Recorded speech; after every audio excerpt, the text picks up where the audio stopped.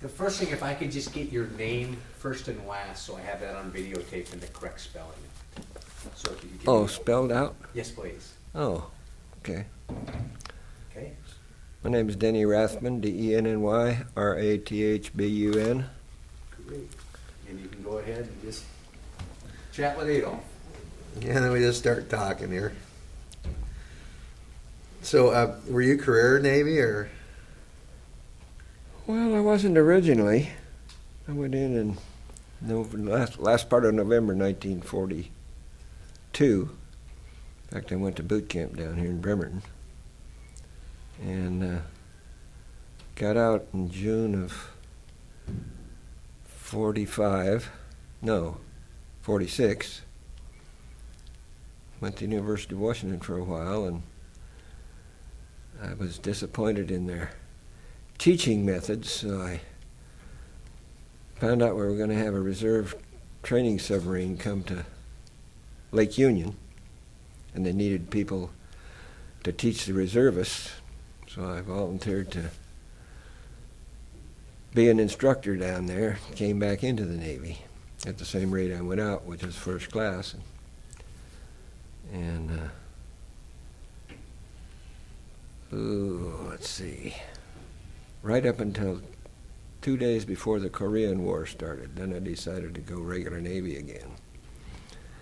And that was the wrong place to be at the wrong time, because I was in the receiving station there at Pier 91, and they gave flight orders to everybody to get them out to Japan, where they'd be available instantly, and that didn't really work out. I wound up riding an ammunition ship from Port Chicago out to Yokosuka. 12-day trip. It was pretty swift, as fast as that vessel could go. So I've been career Navy ever since. You're from around here originally, though, huh? Yeah, I grew up over on Hood Canal. My dad was a power plant operator there for City of Tacoma, up at Cushman. Mm-hmm. And so we lived up there in a company house with free rent and electric heat for my first 7 years. Then Dad got the bright idea we ought to go down and live in the Skokomish Valley. So we bought a 5-acre farm down there and lived there for 3 years. 3 years? Let's see, second, third, fourth, and fifth, yeah. And then we moved to Shelton, down to Mountain View. That's where Kmart is now.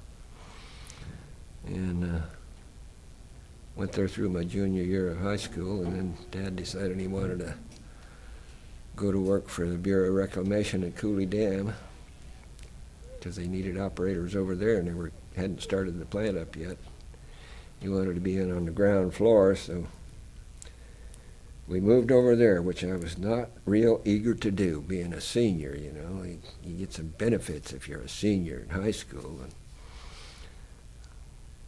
to have a whole new class to become acquainted with and a whole new school was a bit much, but it worked out all right. New girls, too, huh? Oh, yeah. So did you leave one behind when you went to Grand Coulee? Oh, yes, you bet. Well, that probably wasn't too popular. No, that was a heartbreaker. So what year was that? Oh, goodness sakes, that must have been between 40 and 41. I went over there in the summer of 41. We moved over there in the summer of 41. So I graduated in 42 and went to work on the dam, working for the Bureau as an electrician's helper. And of course the recruiters would come to town occasionally, and my good buddy and I wanted to be airplane drivers, so the Air Force came to town, and we went up and took their physical and all their exams, and they said, yeah, we need you guys. We were just about to sign on the dotted line, and we met talking to this sergeant, told him we wanted to fly P-38s, and he said, not likely. They'll put you guys are too big for a P-38s. You'll have to go and fly a B-24 or a B-17, and that didn't appeal to us too much, so we bided our time, and pretty soon a Navy recruiter came to town, and he gave us all the same tests to be an airplane driver. And after he got all done, he said, yeah, we accept you. And here's where you sign. He says, oh, by the way, we've got a special exam you can take called the Eddy test. And it has to do with the electronics field. If you pass with a grade of 90 or above, you can go in as a second-class petty officer. And if you get between 75 and 90, you'll have to go in as third class. Well, that was the difference between $75 and $92 a month. So we took the exam and made a pact that if the results came back in about 3 weeks, if we could both go in the Navy as second class, that's what we would do. So we did. And that was November of '42 we came in. So that wasn't too long after Pearl Harbor then. Not really. So you were in Grand Coulee during when Pearl Harbor happened, huh? Yeah. Yeah. Heard it on the radio on a Sunday morning.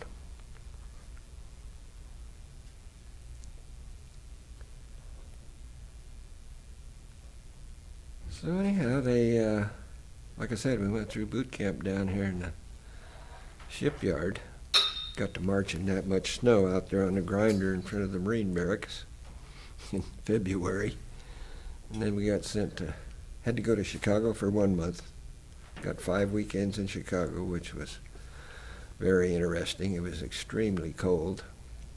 I can recall marching up and down the lakefront there. They had a park ran along the lake. We were stationed in the armory at the foot of Randolph Street, which made it really accessible to the Loop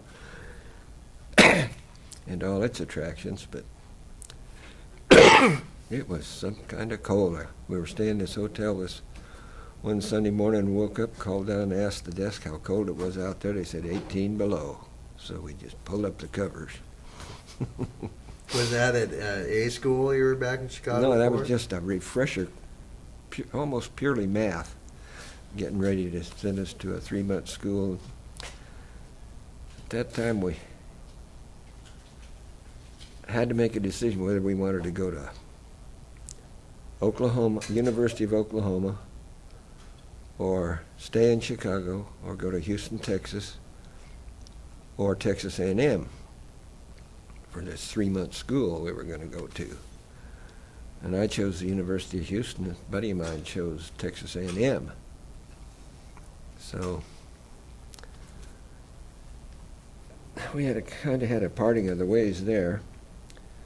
But we wound up going to Treasure Island for 6 months to get the real electronics school, where we learned about radar and sonar, and got out of there in December of '43. Went back to New London for more detailed training on the equipment we were going to be working on, like the sonar and the radar specific to submarines. Up until then, it had all been general. Mm-hmm. And unfortunately, we got back there to New London the 22nd of December, and it was cold back there too. So let's see, we left there in the middle of March, went to Treasure Island temporarily, and then got transportation via a tanker from San Francisco out to Pearl. Got there 1st of April, '44. I got assigned to the Bushnell, which had 2 relief crews on it, and I got assigned to Submarine Division 141, I guess it was. And the purpose of a relief crew, when a submarine comes off patrol, they get off for a month. Well, not really for a month. They get off for 2 weeks of R&R. And then the following 2 weeks is spent indoctrinating the new crew members, because theoretically you're supposed to send 1/3 of your crew off to go back to new construction submarines. Well, we didn't quite send 1/3. I think we sent 7 or 8 when I finally got assigned to a submarine. But at any rate, we the sub base would repair submarines and the tenders would repair submarines. So we would usually have at least 3 submarines alongside to get in our practical factors, to become more familiar with this equipment, which up till now had all been mostly on paper. And so we left there and arrived down in Majuro Atoll. Must have been either May or June, I can't recall. And the Sperry had gone down, that submarine tender had gone down there first. And there were some Seabees that came along and they built Quonset huts over on this atoll for the relief crews, for the submarine crews that were in there for R&R. And we would get to go ashore from 1 o'clock till 5 and have this 2% beer that had brown foam on it. It had formaldehyde in it to keep it from deteriorating, I guess. I don't think that was all that good for us. Was it about all that was on the atoll was Quonset huts? Yeah. And over on, well, this atoll was probably 15 miles in diameter. Just a coral reef that ran around except for the one entrance. And while just before I left there, got assigned to the Queenfish, the whole of Task Force 58 came through that notch in the atoll. They wanted to come in there for 3 or 4 days R&R before they went up to attack Saipan. And this ship started coming through that notch in the atoll at 6 o'clock in the morning, and the last one came through at 6 o'clock at night. There were carriers, battle wagons, destroyers, cruisers, you name it. It's the biggest collection of ships I've ever seen. So that must have sort of filled the island up. Well, they had their own separate part of the atoll that they went ashore on and played softball and practiced drinking beer. And we had they allowed us to go in there after the Task Force 58 pulled out and collect all the beer cans and put them in these amphibious craft, and then the amphibious craft took them outside the atoll and dumped them into the ocean. There was a mountain full of beer cans we got to collect. So anyhow, depending on how long you'd been in the relief crew, determined when you left. When you work way up to the top of the list, then you got assigned to a submarine. Well, I guess I must have got to work on maybe 15 or 20 different submarines before I ever got assigned to one. And we had a room up on the top of the ship that was air conditioned. And when the submarines had come alongside, the first thing they did was shut down the air conditioning system. Well, they didn't get up to 100 degrees during the daytime and the humidity to match. It was not very comfortable on a tender because it wasn't air conditioned, except for this shop we had up there. So we'd go down to the submarine and take these individual cabinets out of the radar installation. The biggest one was probably this wide and maybe that tall and weighed about 120 pounds, the transmitter. And they'd fit up the hatches, and we'd use a crane to get them up on the top deck and then put them in this air-conditioned space where we could plug them into pre-wired cabinets so we could tune the system up and get it up to top peak performance before we took it back down and reinstalled it in the submarine, which made it pretty nice. Was that pretty new, radars on submarines, or Yeah, it was. when did they start really using them? Oh, I think right around sometime in 42. What did it was it like the conventional radars? It has a spinning transmitter and receiver. Well, at first they didn't. They just had an A scope, which is looks like a carpet of grass, about that wide, and the normal height of the grass is about that high. If you had a target, it would stand up above the rest of the grass, and you would know that you had a target, and you could stop the antenna and zero in on it, and when you got close enough to fire, they had a lobing motor up in the antenna that would give you, in effect, two beams. And when those two beams were the same height on this A scope, that said you were right on the bearing, and that was a sufficient accuracy that you could shoot using that bearing on your torpedo data computer. So was this this was radar, right? Yeah. Was it also good for air? We had a separate radar for air. The antenna was on a mast that we could raise, just like a periscope, before we surfaced and make sure there were no aircraft up there. If you didn't see them through the periscope, that didn't mean they weren't there. They could have just been out there 10 miles away, just over the horizon. So with the radar, Was that the you same could type detect of them. display on that? Yeah. or- We didn't get a PPI until, I think it was middle of 43 or early part of 44. They started putting this orange scope on there where you got a circular display. And then you also maintained sonar on board. Huh? Yeah.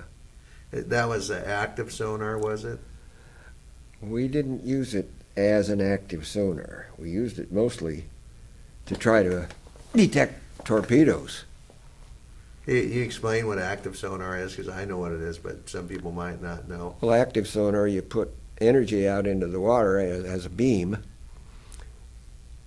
and then you measure the time it takes that blast of energy to go out and reflect off of a ship, for example, and get back to your sound head, which is down below the keel, and that gives you the range to the target. But being a submarine as opposed to a destroyer, we would use the single ping method, because if there were other Japanese ships in the area, they'd be able to hear that ping, or pings. If you put out more than one, the chances of them hearing one was kind of slim, so we only used the single ping method to get a final range before we shot, if we weren't using the radar, like if we were submerged. And I don't ever recall firing on the basis of a sonar bearing or range alone. It was just something to confirm what you thought you already had in the solution. So after repairing and tuning radars and sonars, and you did that for a while until you raised to the status where you got put on a sub-crew then? Yeah, I'll never forget the day. The tender was just anchored in the bow, so it would swing around when the tide came in or the tide came out, and the atoll ran over like this, and it was kind of pointed like I am, my leg here, and the bow here, and two submarines on this side, and probably two on the other side. And this boat came in through the notch in the atoll and came zooming around the back end, and came up alongside these two submarines. It stopped, threw their lines over. I thought that was the greatest display of ship handling I'd ever seen, because normally they come in wide and throw these heaving lines, and then you pull the lines with the heaving lines, but they didn't do that. They just put that thing right where it was supposed to be, and I said to myself, I need to get on that submarine. Turned out I got on it about 2 weeks later, and I never regretted it. It was, well, I guess it was the greatest experience of my life, being on that boat. It's a different atmosphere on a submarine. It's hard to explain. It's the epitome of a team, because there's 78 people on there, probably 8 or 10 officers, and the rest are enlisted folk, and you know everybody by their first name. You might not see them for 3 or 4 days at a time, because the only time you might see them is when you gather in the crew's mess, the dinette, for breakfast, lunch, or dinner. But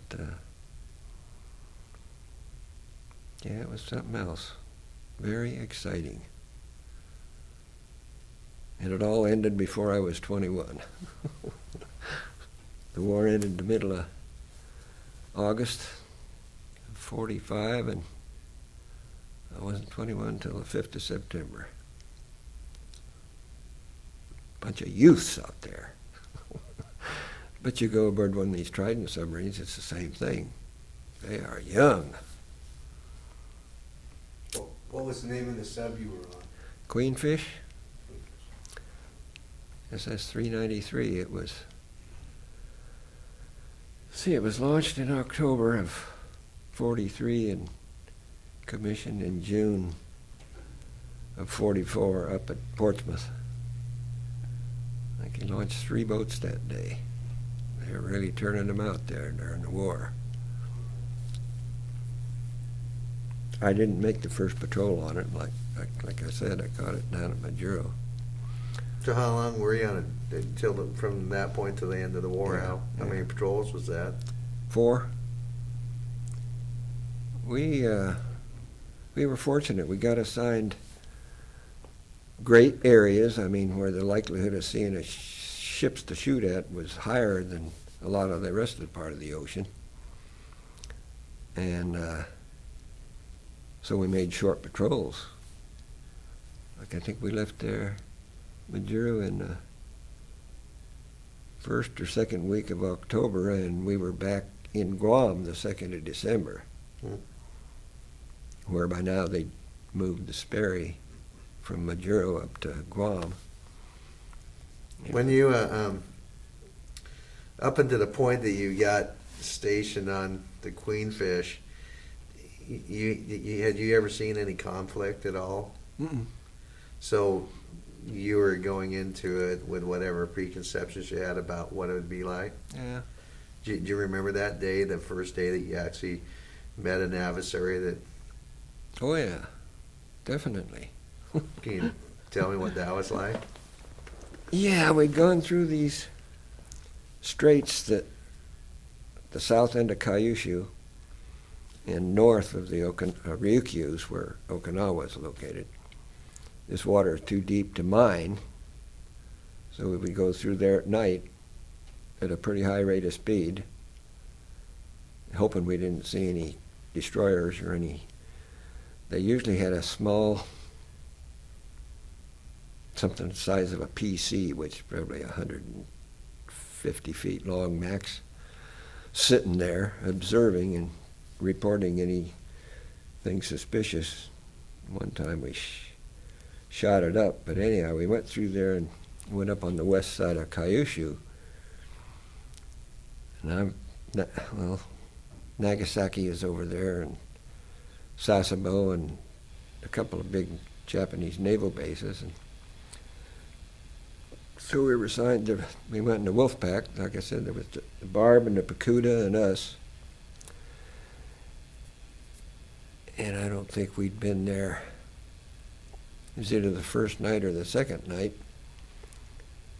when this convoy came through.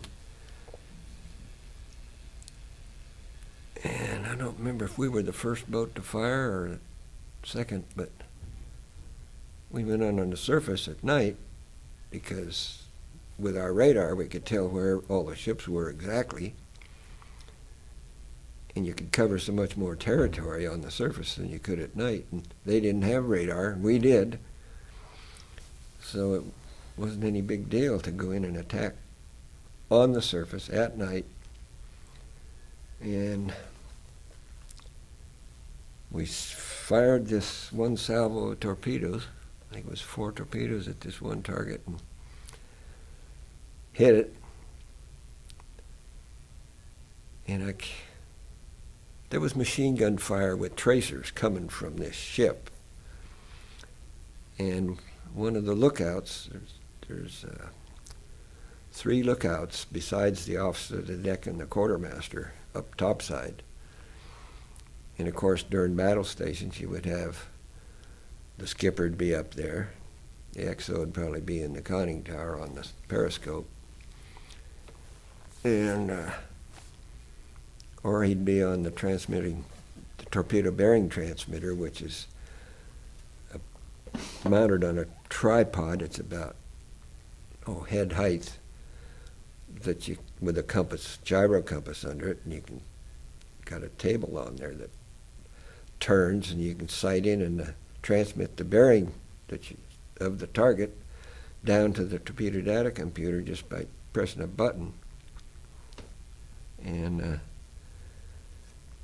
they started firing these tracers, so the captain ordered the lookouts to go below. And this one lookout got below, and he had a seizure.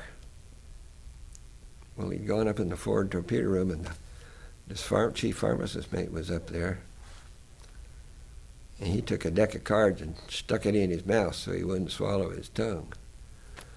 But then we dove, and the tin cans came in, and they dropped probably 20 depth charges. But one thing you do, if you've been on the surface all night charging batteries, you make a trim dive in the morning to get your ship balanced fore and aft, so that when you have to dive, you're not wondering what's going to happen. You know what's going to happen because you made a trim dive already. And we had a bathythermograph, which had a little card in it about that size. And as we went down, this stylus would leave a trace on there. It was a smoked sheet of cardboard. It would leave a trace according to the temperature, and if there was a definite change in temperature, that told you that there was a level there below which sonar on the Japanese destroyers would be ineffective, because their sonar waves would come down and hit that layer, that temperature layer, and reflect instead of going down to where you were. So we knew what depths we had to go to get under their sonar capabilities, and so after we surfaced again. And So when you were down under, did you get below that inversion layer? Oh, yeah. And then did you just sit? no, we ran as quietly as we could, shut down Just to all the sneak machinery we out. could, just ran on the battery, so there wasn't, and shut down most of the moving machinery, like the air conditioning system and everything like that would make any kind of noise. Did you clear out of there fast, or was it quite some time before you made it clear of the charges? Or Oh, I expect it lasted maybe a couple of hours. And of course, by then, this convoy had gone further, and I guess the other two boats in the Wolfpack got a chance to shoot at them. I don't know how many they sank. when you went down during depth charge attack, if you weren't at a duty station, most people laid in their bunks that conserve oxygen, did they? And Well, I don't remember that. I think everybody had an assigned station to stay alert for leaks or accidental fires or anything like that. Have you seen this movie, what is it, U-571? Mhm. That was a little exaggerated in there when the lights went out, because we had lights that were, emergency lights that were wired directly to the battery, and they wouldn't go out. And they were shock mounted. They had rubber pads between the solid mounting plate and the light itself, so we wasn't on a boat that lost lights during a depth charge until after the war, and that wasn't due to a depth charge. We just had a flat power failure at about 300 feet off of the big island of Hawaii, and the skipper called on the 7MC up to the torpedo room to fire a red flare and let these destroyers know we were coming up. I'm not sure. I think we beat those flares to the surface. Because when it goes dark down there, there's a terrific incentive to get back on the surface. What's it like to be depth charge? I mean, for somebody who's never been there, the movies dramatize it, make it exciting or scary or whatever. Can you describe what's going on in your head? Do you remember it that vividly, or is it fear? Do you think you're going to be sunk, or what's it like? I don't think, At the time, I was pretty sure the depth charges weren't going to sink us. I don't know why that was. We were what they called a thick-skin boat. I can't remember where the dividing line was between a thin skin and a thick skin, but our boat would go to a test depth of 100 feet deeper than the previous submarines. Like I said, I don't know where the dividing line was between 250, the hull number 250 or the hull number 300. It was somewhere along in there, and they started making them out of thicker steel so we could go deeper, and that made your chances of, I mean, they had to get that much closer to you with a depth charge to hurt you. And by hurting you, I mean causing severe leakage, not crushing you. I don't think they were that powerful. It wasn't until they got hedgehogs that we got hedgehogs that they could put holes in the ship. Was that was the first time you'd been depth charged, was in that raid, huh? Yeah. That very first one it hit, was that pretty strange? Absolutely. Because, well, I didn't really know what to expect. I'd never seen any. I must have. I saw Destination Tokyo in New York City while I was going to school up in New London, and it showed some depth charging in there, so I guess I'd kind of been pre-warned. So did the movie prepare you for finding out and yourself what it was like? Oh yeah. I guess the main thing is when you're down there and you're running silent with no air conditioning, it just gets more and more humid in there, and I've been down there so long that there's sweat running in not the bilges, but you had a piece of steel, angle iron, at the edge of the linoleum or tile floor, and outside of that was an area under the manifolds and electrical panels,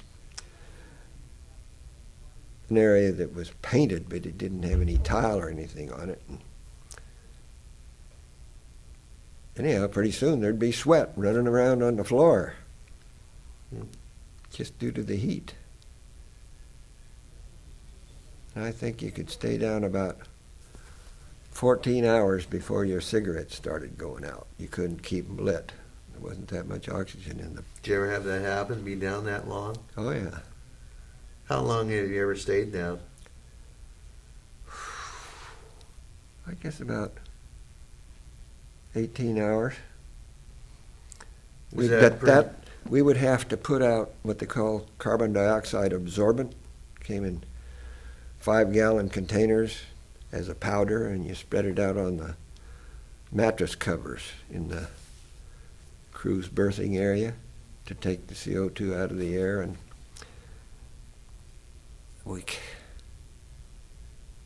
we didn't have any way of generating oxygen for the benefit of the atmosphere, but we could take air out of the air banks and bleed it into the boat to get air that was fresher, but then you build up a pressure in the boat, and after a while you have to let the air go someplace, and if you let it out of the ship, they're going to see it up there, and so we didn't do that very often. So in the 18 hours you spent under the water, it was while you're under attack, or? Yeah, under attack, or weren't sure whether they'd left yet or not, because they'd shut off their engines a lot of times and just sit up there and wait for you to make a mistake.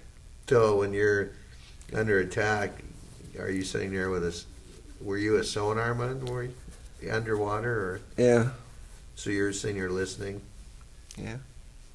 What do you hear, and how do you determine what it is? And Well, propellers go. They have a regular beat to them, and you count the RPMs and report it to the skipper. And when they speed up, that's when they're getting ready to drop depth charges. And as they get closer, their sonar, you can hear these pings coming from their sonar, and when the interval gets real short, that means they're right on top of you. So about that time you zig, or you go deeper, or both. So as a sonarman, are you more aware of the enemy's position above you than the crew? Oh yeah. Yeah, that's one of the benefits of being an electronics technician. All my watches I stood either in the conning tower or the control room, or we did have a sonar, hand crank sonar up in the forward torpedo room, where the hydrophone was about this long and it was mounted topside, which let you hear better than the two sound heads we had on the down alongside the keel.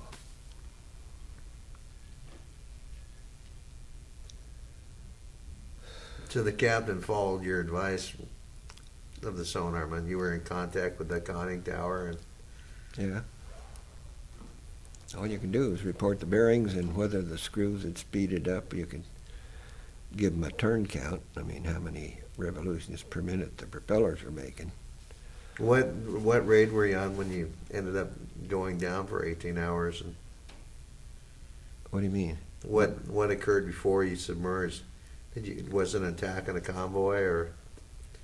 Yeah, but I can't remember now just where it was. And it was only that one time that we stayed down that long. That was an extremely long time to be down. Does that rattle your nerves being down that long? Oh no, it gets uncomfortable, but I wouldn't say it rattles your nerves. That when the high carbon dioxide in the air, I was on a surface ship. The only time I ever went on a sub was when I was on a tender. I went in the sub for a day. But when you're down that long and you get high levels of carbon dioxide, just breathing is difficult. It's not like breathing the air in this room. Oh is no. it? What's that like when you? Like I said, it's harder to breathe. You have to breathe more often to get the same amount of oxygen, hopefully. So you can feel it though, and Yeah, it has a tendency to make you lethargic, not as alert and effective.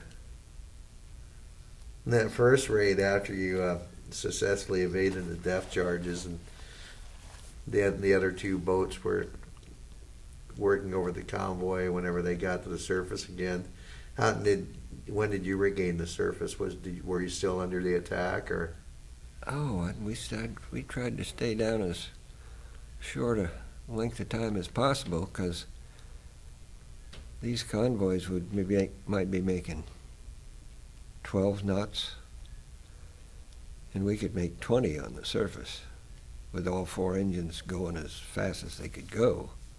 So we could, if we got on the surface, we could do what they call an end around and get up ahead again and maybe get in another attack. And I can't remember, it seems like we made at least another attack that night. Yeah.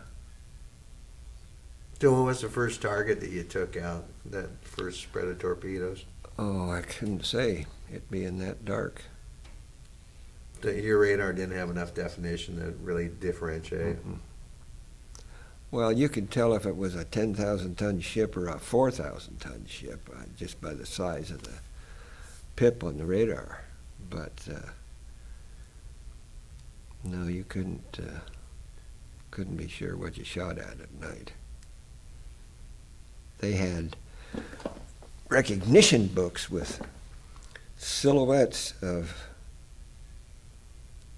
all the Japanese ships that the Japanese had before the war, and there was silhouettes of these in this book, which, well, I didn't study them, but the officers that should officer the deck watches, looked through them quite frequently, and the skipper and the XO, because they were the ones that would have to do the identification if it was at all possible. But geez, in the nighttime, it's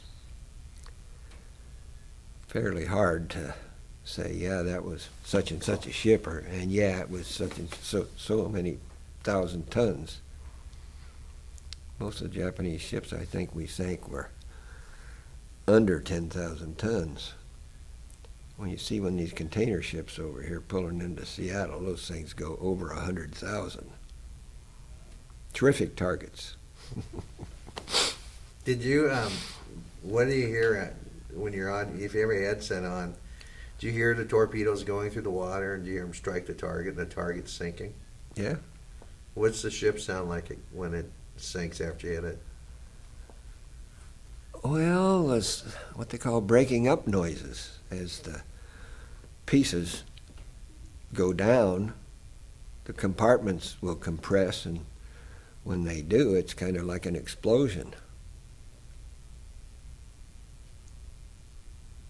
I guess that's the best way I can describe it. And of course, if the boilers blow up, that is a pronounced sound on the sonar. So what do you think when you hear that noise and it's an enemy ship? Is it sort of a sad noise? Because I know, you know, being in the Navy, for my experience is that you sort of feel an affinity for any sailor, regardless.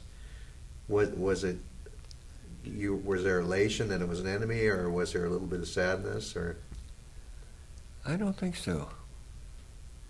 I mean, they were the enemy. That's all there was to it.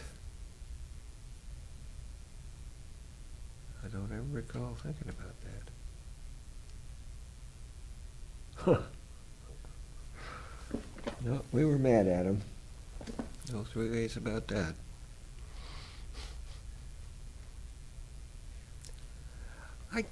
One of the things, when I was going to Treasure Island to that 6-month school, at that time I didn't have any idea what kind of a ship I wanted to go on, and there was several of us, all of us practically in the class, and there was about 4 of us that every weekend we'd make a trip up to Mare Island Naval Shipyard and go on a different type ship. So we'd been on cruisers and little carriers. I don't think I could get a full-size carrier in at Mare Island. Little carriers, cruisers, destroyers. And this one day we're walking down along the waterfront, and here's this submarine with its back open, wide up. They've got 2 good-sized hatches that they take the batteries in and out of, and it's got air hoses and electrical cables and all manner of stuff running down into the inside the submarine. And so we went to talk to the deck watch and asked him if we could go through the boat. And he said, yeah. And they called up a sailor on board there and asked him to be our tour guide. So we went up through and down through the conning tower first, and he showed us the helm where you steer the ship, and there's another helm position down below in the control room. And this is where the radar was. One of the radars, the aircraft warning radar, was down in the control room. So then we went down through the forward battery and into the forward torpedo room, and up here between the torpedo tubes on the WRT tank were painted all these flags, rising sun flags and these red dot flags. There was 15 or 20 of them, I can't remember. There was quite a few flags for all the ships this submarine had sunk, and it was named the Wahoo. It was one of the more famous submarines during World War II, and it now rests on the bottom of the straits up there at the north end of Hokkaido, because it didn't make it out of the Sea of Japan. The aircraft got it, and Japanese fishing nets keep hanging up on it. So it's well marked. They know where it is. But So you That actually- convinced me, and that this is the kind of ship I want to be on. And then we went back into the cruise dinette, and here behind the ladder that goes up topside is an ice cream machine. Can you imagine your own ice cream machine on a vessel? I don't know. And of course the cruise dinette was immaculate, and instead of eating off of trays, you'd be eating off of plates, and I don't know if we had saucers. We had regulation coffee cups about that big around, but it was, I don't know, pretty enticing. And that's how come I volunteered for submarine duty. The ice cream maker. Yep, that cinched it. Ice cream maker, and you could get the jabs. Yep. Plus, they allowed you access to the refrigerator, which was down below the main deck there in the cruise dining area, and you could make sandwiches or a bowl of soup any time of the day or night you wanted to. Our favorite was tuna fish sandwiches. Take a can of tuna fish and onions and a little dash of vinegar and not mayonnaise, salad dressing, and make a tuna sandwich. So that was the sailor that took you through there was a crew member on the Wahoo. Mm-hmm. So that's someone who didn't come back. Yeah. When did you hear about the Wahoo sinking? Oh, goodness, I think it would have been about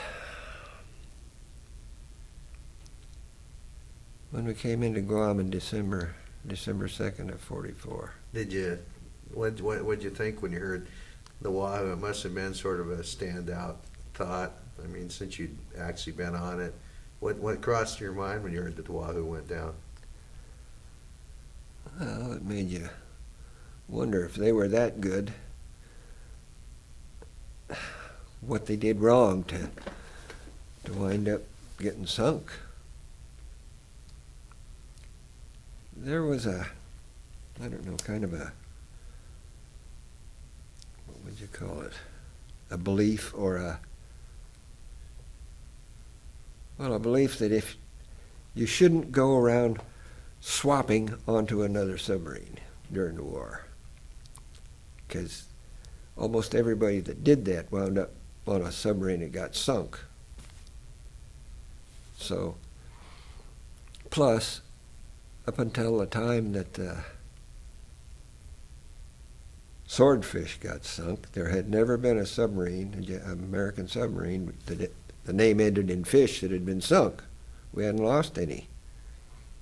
By the time the war was over, we'd lost two, the bonefish and the swordfish. So being on the queenfish was, we were kind of blessed. There was a lot of,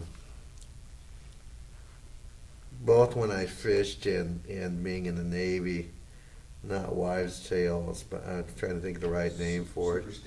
Superstitions, like, a Norwegian superstition was you never hung your coffee cups and the hooks inside.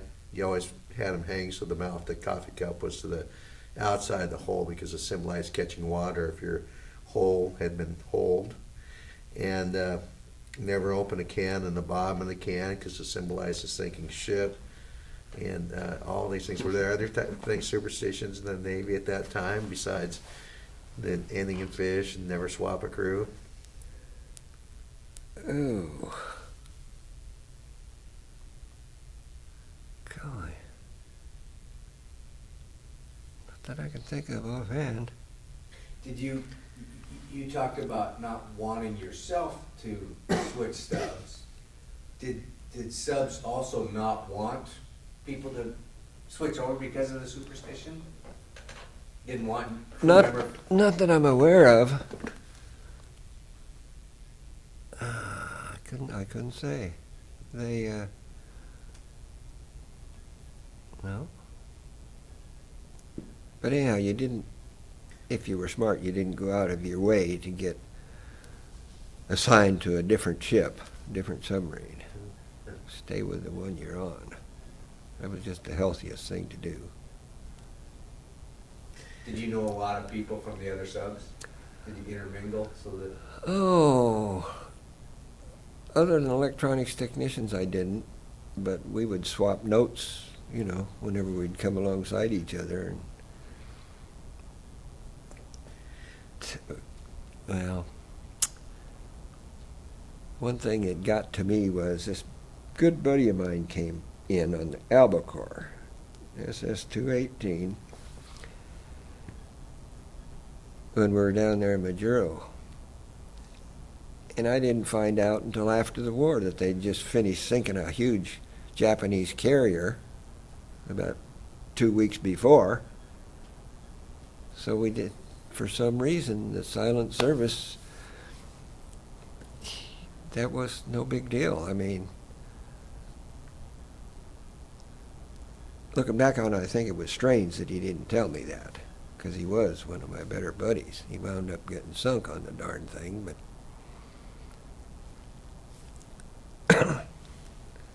So that he didn't survive the war then? pardon? That sub didn't survive the war? Mm-mm. Was he someone from back home that you knew, or just a Navy buddy? I met him in the Navy at electronics technician school. And we went through sub school together and rode the train across the country to Mare Island. And So is that a personal loss for you? yeah,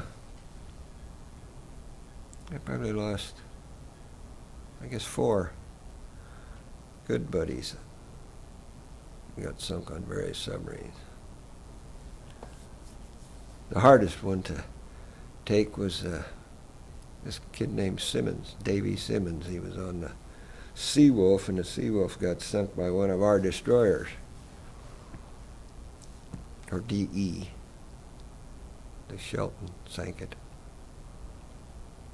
which is strange because I went to high school in Shelton.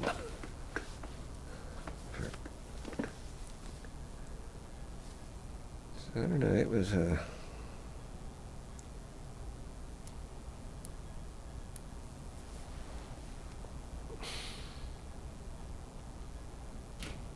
how far have I taken you in my submarine career? Are you just interested in the war part? Oh, the World War II, yeah. Mm. You remember Shelton, or Sheldon? Is his name Sheldon, or Davey Oh, Simmons. Simmons? Yeah. He's Do you remember him, the day? Can you picture him? he's about 5'5" and straight blonde hair, real boyish looking face. Somebody should have been home on the ranch in the Midwest someplace instead of out on the bottom of the ocean someplace. It's in talking to all the vets that we've talked to, the one thing they say about friends that they lost, they said the one thing is in their mind, those kids never grew up. I mean, so you still see him as a young Oh yeah. kid. Yeah. Yeah.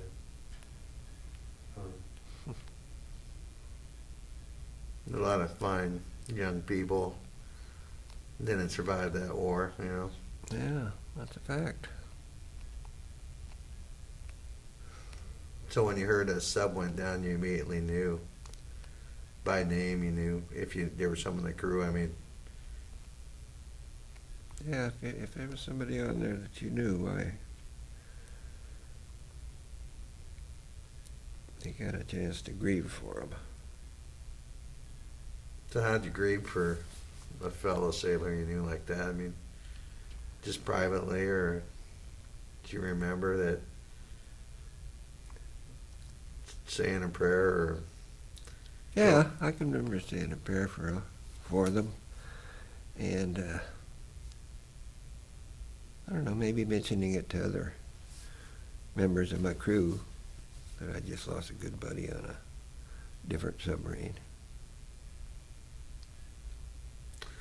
there was one B-17 pilot that every time he came back from a bombing run over England or over Germany, he would walk to these woods that were by the runway, and he'd spend half an hour there, and he'd pray to God to forgive him for the destruction he'd meted out on Germany. Mm-hmm. And he said he had to do it every day. He couldn't live with his friends and what he did, and that had that much impact on him. Was that hard? I mean, I never haven't been. I was in a peacetime Navy pretty much, but it must have been an awful thing to lose friends and to be involved in that great destruction of the war. And I mean, is this something that you ever thought about back then? Was it tough to cope with, or?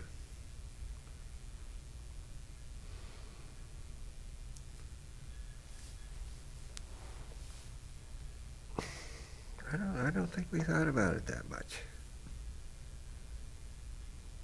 It's just, that was our job.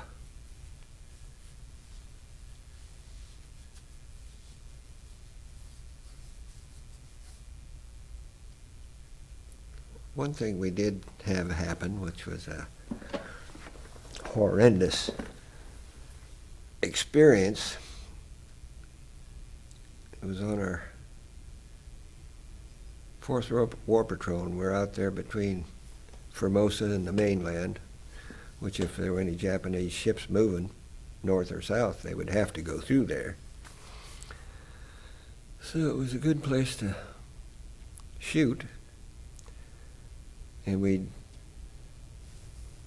see, the barb had departed from our wolf pack, and now we had the pacuda and the spot, it seems like. No, sea fox and the spot. And we were spaced probably 50 miles apart, north and south, and looking for shipping. And this one afternoon, it was the last day of March, 45, we had a report from the Sea Fox that she thought she'd stuck a torpedo in a destroyer while she was sinking a couple other ships. And unfortunately, whenever a submarine in the Wolfpack sighted a ship, they were supposed to stick an antenna up out of the water at the very minimum and transmit to the other two that there were ships here for the picking and get over here as fast as you can. Well, the Sea Fox waited about 6 hours after this attack before sending a message. So about right around midnight, 11:30 or so, I was on the radar and on the PPI out here. I can't remember what range we had it set at. I think 20,000 yards to the edge of the scope. And it was a faint, looked like it might possibly be a target out there, and pretty soon it developed. It was a target. So we made an approach on it, and it was making 18 knots and not zigzagging, just going in a straight line. So we figured it had to be this destroyer that the Sea Fox had claimed she put a torpedo in, and this destroyer is trying to make it to port before it sinks, and that's why it's not zigzagging.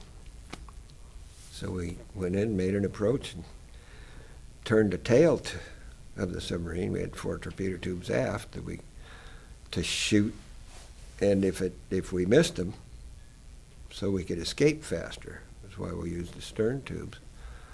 So we fired 4 torpedoes, and all 4 of them exploded.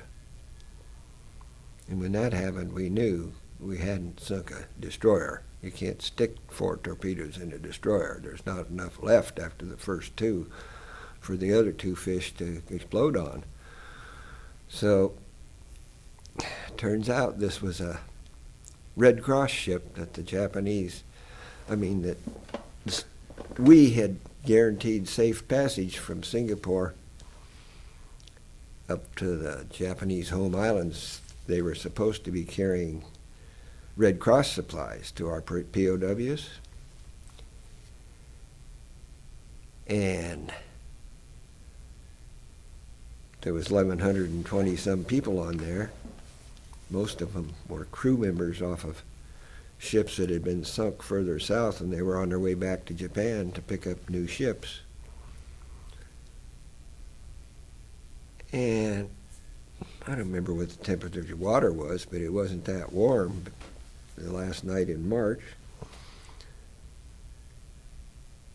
And at that time, we had all submarines had instructions to pick up at least two survivors off of anything you sank and put one in the forward torpedo room and one in the after torpedo room, so they couldn't get their stories together and then bring them back to port for interrogation by the experts. So we milled around there on the surface for maybe 2 hours, throwing life rings out to these people in the water, trying to get them to come on board. And one person grabbed a life ring.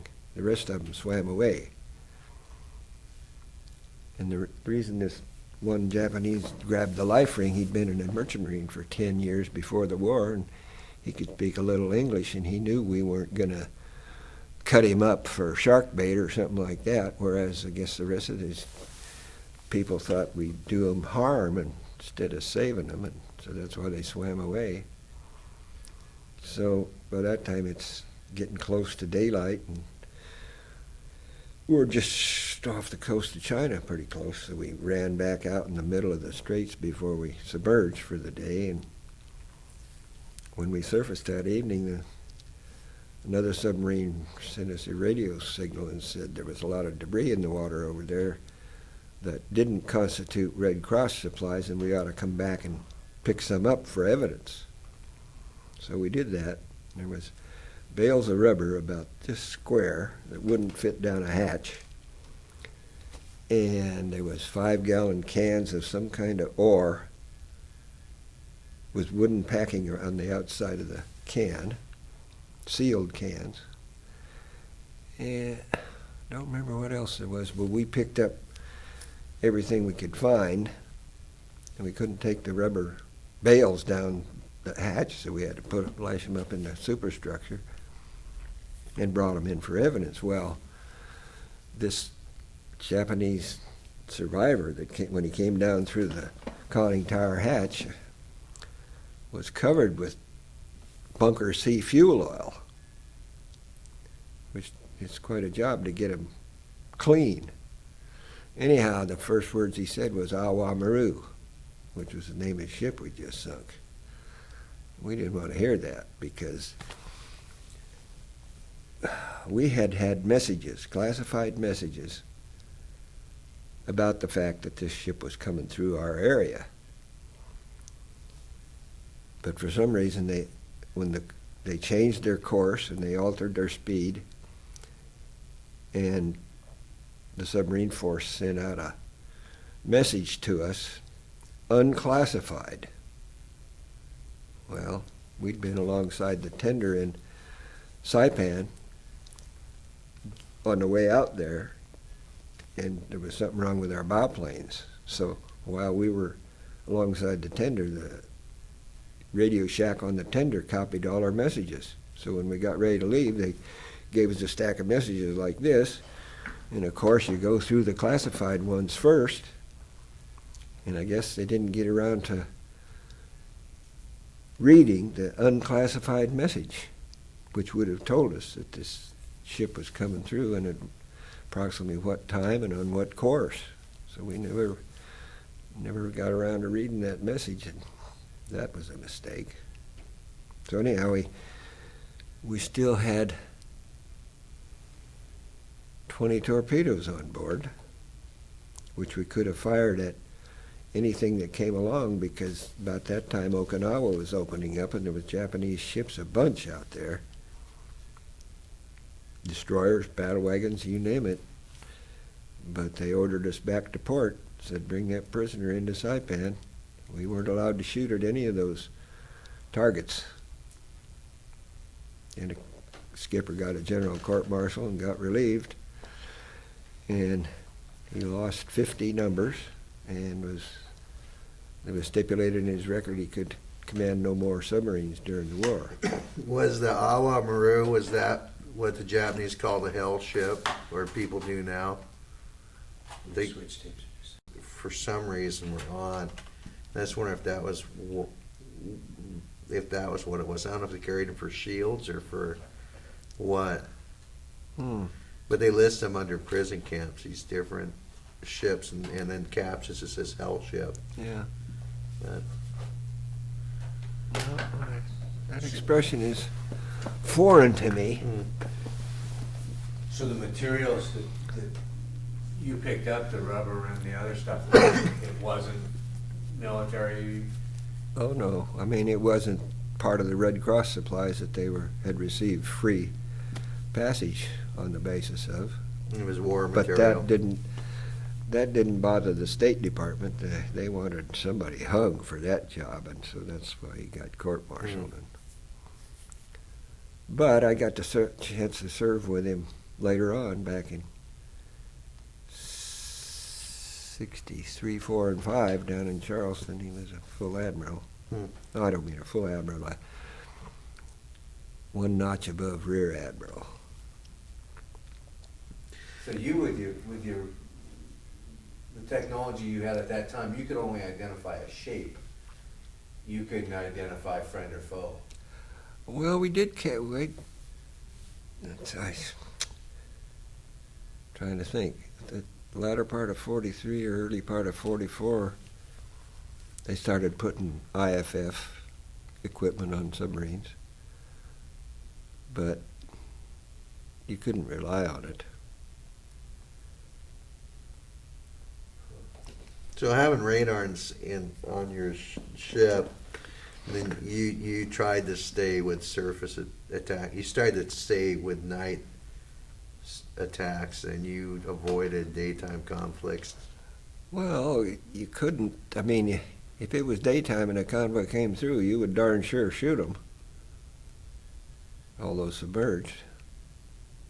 Do your level-headed best to get in front of them. Pretty hard when you're submerged, though, at the speed you can travel, huh?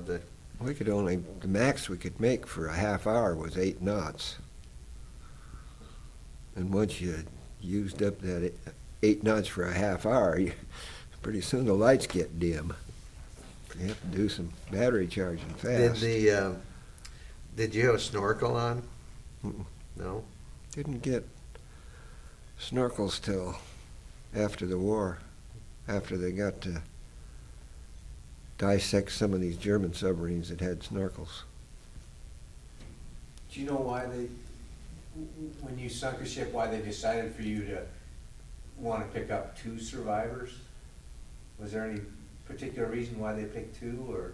Well, at least 2, so that you could, the interrogators could interrogate them, and by separating them the furthest parts of the ship from each other, their chances of them coming up with the same story are reduced. So you wanted to find out what they were carrying, where they were headed, that type. Yeah. We didn't, but the intelligence people back in Saipan did. So I assume sometimes in taking 2 survivors, one, you couldn't take a lot of people on your subs because you were already full up. Full up, right. But I assume you had to leave people behind sometimes when you sunk a ship. Other survivors. That was the only time. That was the only time we attempted to pick up survivors.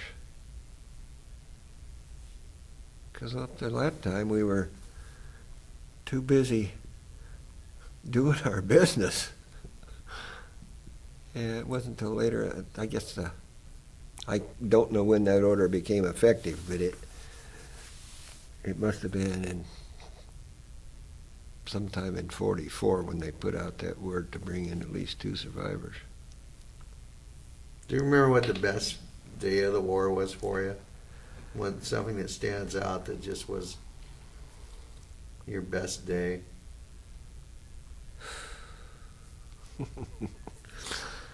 Goodness, that's a heck of a question.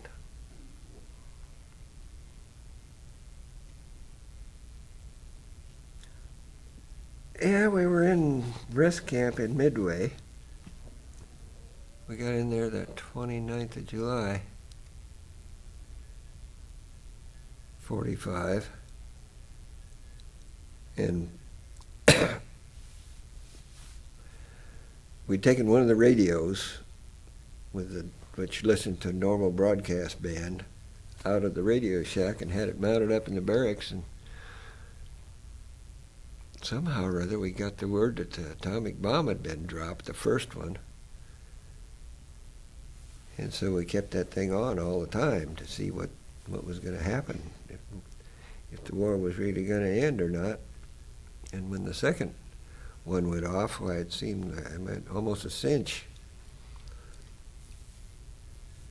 But that was the night before we were supposed to pack up all our gear and move back onto the submarine. And so we did that, and we're going out to train the new members of the crew for that 2 weeks where you go out and fire exercise torpedoes at targets and get them all indoctrinated. And on the way in to port that day, we got the word that, yeah, the Emperor had said they would, capitulate if they could retain the Emperor's prerogatives. We didn't know just what that meant, but pretty sure that the war was over, and so we had a big party that night. Okay, it was one of the more memorable moments of my time on a wartime submarine. What was your worst moment? What was the worst day you had?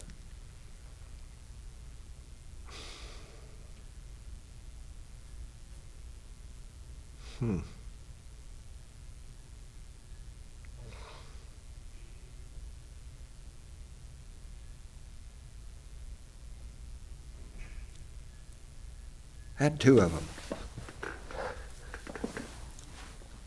One of them after they pulled us off of this patrol station up there west of Kyushu on the first run I made for lifeguard duty off of Nagasaki. Evidently they were bringing some B-29s in from China, and they wanted us to be on the surface to pick up any downed aviators. And so we're about 15, 20 miles off the beach, and we're in a trough. We're going back and forth, and the boat is rolling like this. And I was fortunate in getting to stand most of my watches in the conning tower, like I said, and whenever you're on the surface, you had one periscope up at least. And if we were going less than 12 knots, somebody would be on the sonar stack there, and the other one would be on the periscope, and we'd alternate every half hour. When you're on a high periscope, you can see a lot further than the lookouts can, or the OD up on the deck. And so, anyhow, I stood watches with the chief pharmacist mate, and I don't know whether it was my cup or his cup, but it was one of our cups, coffee cups, that came flying, because we were rolling so bad, it came flying off this desk and went down number one periscope well.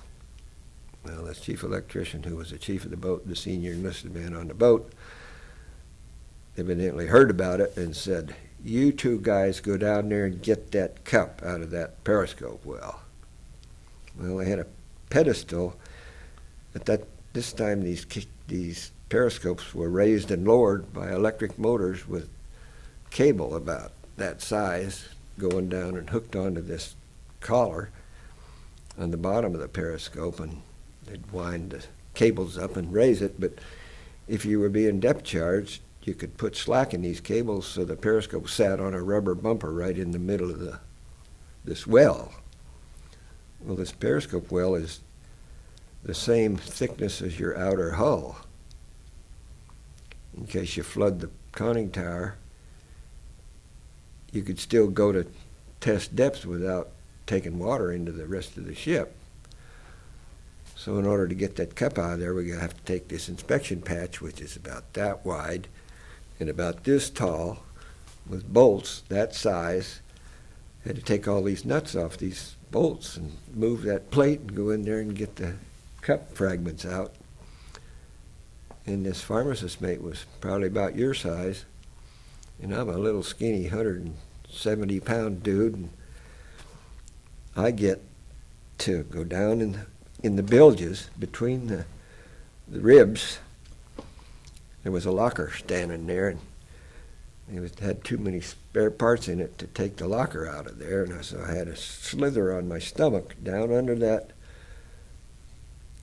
locker into where I could get at the periscope well, and the doctor, pharmacist maybe, we called him Doc, handed me the tools, and I got to take all these nuts off these huge studs and go in there and get the coffee cup out. And all this time, we're on the surface, and we might get attacked at any minute, you know. And there I'll be, out of action. Oh, it was kind of a sticky, I tell you, I got in there and out in record time. And the other time was, what the heck, I had it there a minute ago.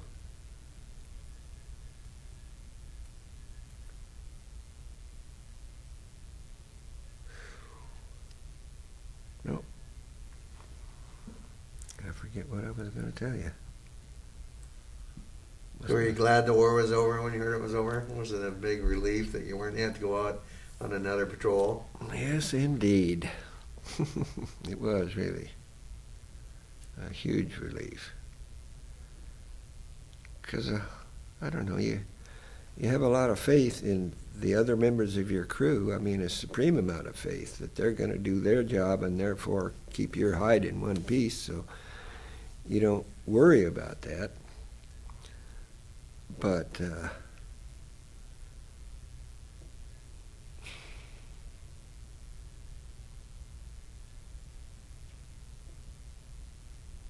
that gives you a lot of comfort when you're not worried about somebody not doing their job.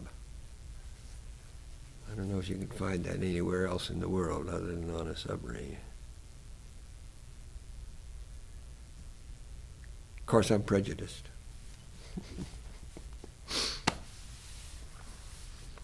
It sounds like a pretty amazing team. I mean, the people that you served with, and you basically had to trust each other with your own lives and their lives. Yeah. I've got a piece at home by Robert Ruark. You remember him? I don't know. He's a pretty famous columnist during the war and after the war. I can't remember when he passed away, but he wrote this article, and I can't remember what magazine. I saved the page out of the magazine, where he labels a submarine crew a true democracy. I could get a copy of it for you if you'd care to have it. I'll research it. I think I can probably find it on the. We'll type that in. I got his name. So. R-U-A-R-K, Ruark. Did you wear flashers on your uniforms back then? You know what I'm talking about? The name of your boat on your shoulder. No. Uh-uh. Yeah, we did for a while when I was in the Navy, but right after I got in, they banned the use of them. Because like mine when it said USS Bruton. And the reason they banned the use of them is because if we all went into the club or into a bar and there was someone from the USS Knox there and you were drinking and they'd say something nasty about the Bruton and the next thing you have a big brawl, so the Navy finally said, you can't do this anymore, you got to get rid of these things. Do you ever have anything like that go on when you're in the Navy? Nope. No. No, I never did. We had too much free time on our hands. Didn't label ourselves. Yeah. But you're pretty proud of the boat you're on. Absolutely. It was the greatest experience of my life. Have you ever had friendships again similar to what you formed in the Navy with that time on that sub? Or is that a once in a lifetime? Well, I've still got a lot of friends still living, and we get together once a year, or try to. Started that in 1989. They'd had Submarine Veterans of World War II organization since, goodness, sometime in the 50s. And I hadn't bothered to join it because I thought it'd probably be a drinking club like we did during the war, and I gave that up about 24 and a half years ago. But anyhow, this friend of mine, chief warrant officer, retired, that had been chief of the boat on the Queenfish for the last 2 patrols, lived over here, retired from Keyport. And he convinced me that I ought to join and go to this reunion down in Sparks, Nevada. So we all three went charging down there, and we had a real reunion. We had, there must have been maybe 30 of the original crew members, including the original skipper. Unfortunately, the original executive officer had passed away by then, but yeah, we had maybe 4 officers from the original wardroom and 30 crew members, counting them, a total of about 30, and it was just something else. And we had reserved 2 rooms in this hotel, adjoining rooms, so that the wives could stay in one room and the husbands could all sell sea stories to each other in the other room. And of course the door was open between the two, and set up a bar in there. And various members practiced tending bar when we couldn't get a hotel type to do it. And our skipper, I can't remember how old he was by then. He must have been about 76 or 77. But at any rate, when we were all in the room there the first evening, he said he wanted to address the crew so the wives could come in and listen to it, and that was a jammed room, let me tell you. And this court-martial that he had occurred on Guam after the patrol. And of course, the crew, we were all over at this rest camp, Camp Dealey, on the south end of the island. And after the court-martial was over, he left the ship. And this had been bothering him all these years, that he hadn't gotten the crew together before he left Guam, and congratulated us on a great job, because we got a Presidential Unit Citation for the first 3 patrols. And he just never had an opportunity, or he was too flustered or too dejected to think about it. So he made that address and told us how much it had bothered him all these years. And oh man, there wasn't a dry eye in the house. I've got it on videotape. My wife at that time took it, and darned if he didn't go home to Annapolis and passed away on Halloween night. And this reunion had been the first week in September. And I'd have kicked myself for life if I hadn't have made that reunion. Strange the way things happen, isn't it? Yeah. So anyhow, we've had, let's see, 89 it was in Sparks. In 90 we had it in Orlando. In 91 we had it in San Antonio. And 93, I think we had it up at this chief warrant officer's house over here by Keyport, where about 20 people showed up, including the second skipper. And subsequent to that, there's a ensign that was, I don't know, he probably retired as a JG, but he lives in South Carolina, which is pretty close to Kings Bay, and he's arranged to have reunions down there at Kings Bay the first week in November. That's where those pictures that I showed you were taken. And I think there was 30 of us there this last year. I mean, in November, on the 4th, 5th, and 6th of November. Counted that many at dinner, but that counted wives and a couple of visitors, so they're dwindling away. So when you think about that, and you see the American flag go by, what do you think about that? The flag and what you did. What do you feel? Pretty temperamental. Means a lot. It'll always mean a lot.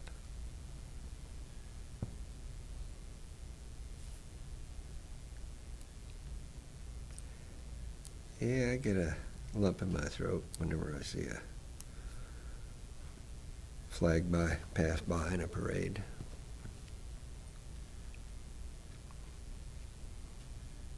Was it worth the fight? Yeah? Absolutely.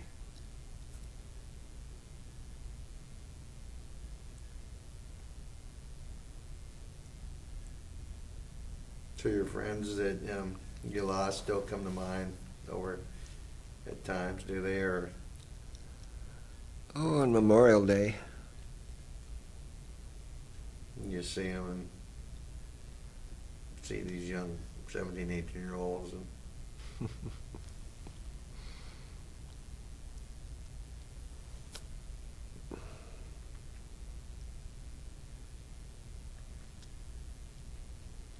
sort of hard Memorial Day, isn't it, when you're a veteran and everybody gets Memorial Day off and you think, geez, what are they don't know what Memorial Day is.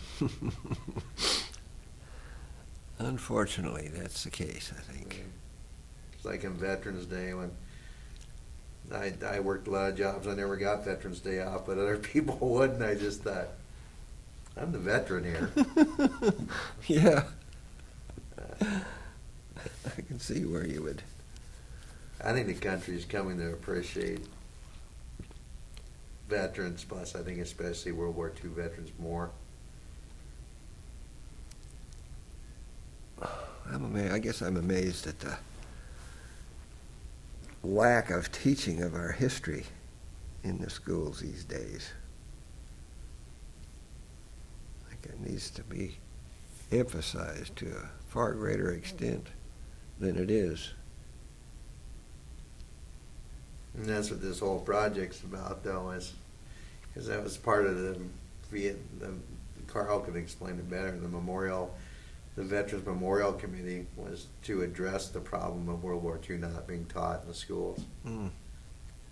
Like they've said, you know, it's one of the wars that got forgotten. I mean, it happened in Korea too, but World War II history-wise, and kind of where this came about was one of the World War II veterans was talking to a high school class, and it was a half an hour in his presentation before he realized that they thought he was talking about Vietnam. And then he said, no, I'm talking about World War II. And these kids, which is amazing in an educated culture, Yeah. had not the faintest idea what World War II was. You know? And that's where it's we get into the political correctness BS and all that. And, Right. you know, that was even a big debate when we were trying to get this project going. People were saying, oh, you're glorifying war. I'm not glorifying war. War was, war is, war happened. We want to understand what war was. We want to understand what the freedoms were that I have because of what you did. Mm-hmm. You know, and so that the future generations, great grandchildren that you'll never meet, understand what the time was, what it was. That it's not it is whatever it is. Yeah. You know, and I can't define what it is. I can only listen and You know what you want is that they can. One of the things is that they humanize it, so that when you're talking about seeing your friend who had perished on a submarine, and he was young and straight blonde hair. You know, the tape's supposed to transmit that idea to them, that these were young people just like them, not your you know, because you look at, you know, my nephews look at Grandpa, and Grandpa's 78 years old. He's a little tiny guy, but in World War II, he was on a PBM flying up and down the coast, you know, and so. Yeah.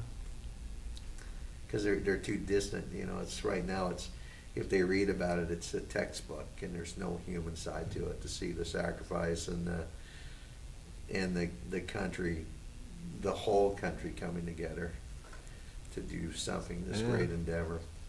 So.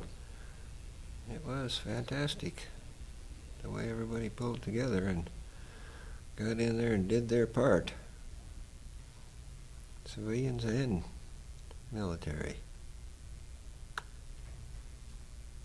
That's the amazing thing. I think that's the biggest common thing that I've heard over and over and over again talking to vets.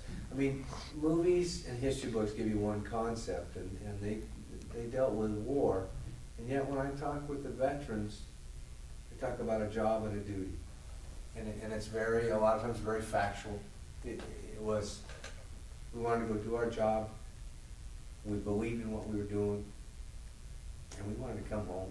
Yeah, You know, quicker the better. Like Admiral Fluckey said in his address down there when they were dedicating this hall, one of the reasons he went to the great lengths that he did to sink everything and shoot everything up that he could was he had a wife at home that had diabetes, and he wanted to get that war over and get back there.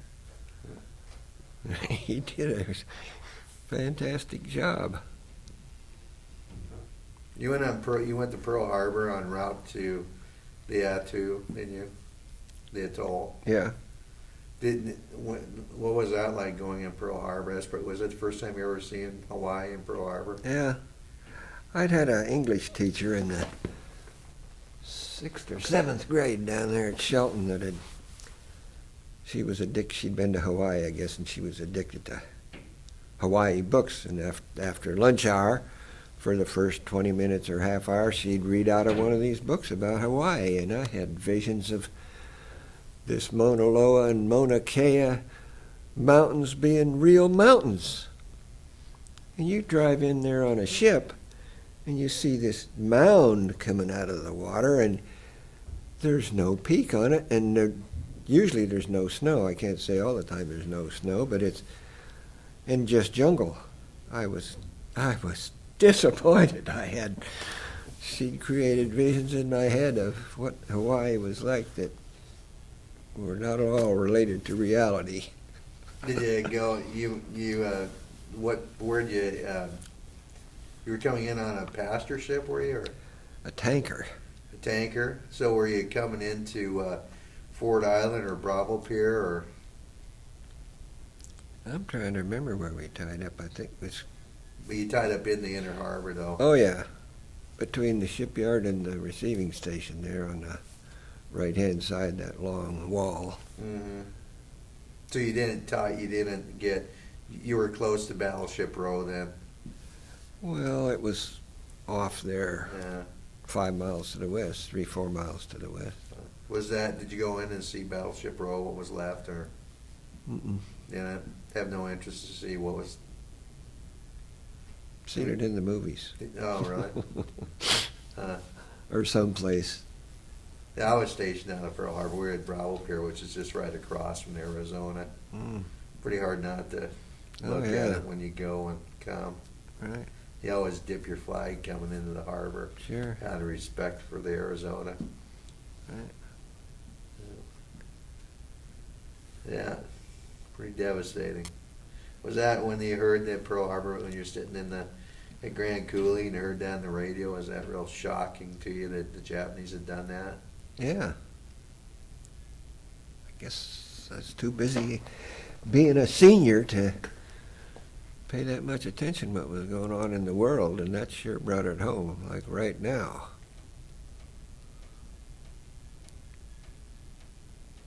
Like, How old were you when the war ended? Were you 21 yet? I was 21 about 2 weeks later on the 5th of September, 45. So you've gone out and fought a war and done all that before you could even Before you order a could- drink legally. Yeah. Yeah. Well, thank you very much. It was a pleasure. Yeah, see, I'm sitting here, I don't know if you ever looked up and saw me, I'm sitting here looking down Looking the at the ground, and I wasn't monitor. bored, I'm watching the TV behind you there, so. Here, I'll bring it. Oh, I don't think I can bring it up. Because No, the cord's it's not, on. yeah. Yeah. You had